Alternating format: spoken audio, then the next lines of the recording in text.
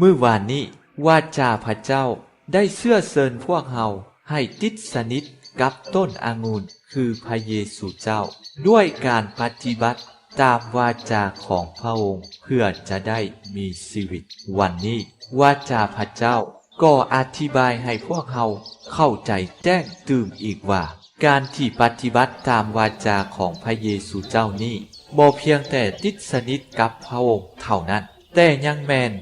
อยู่ในความหักของพระองค์อีกด้วยเหมือนกับพระเยซูเจ้า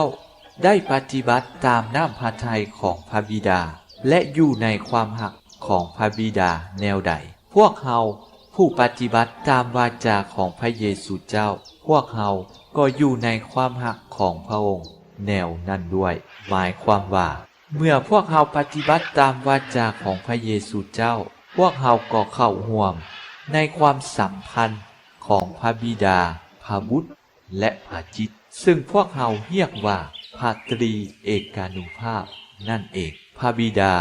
ผู้ประทานชีวิตพระบุตรผู้เป็นวาจาของพระบิดาและพระจิตผู้เป็นองค์แห่งความหักความสัมพันธ์กับพระเจ้าสามพระองค์นี้จะช่วยพวกเฮาให้พบกับความยินดีที่แท้จริงในชีวิตของพวกเฮา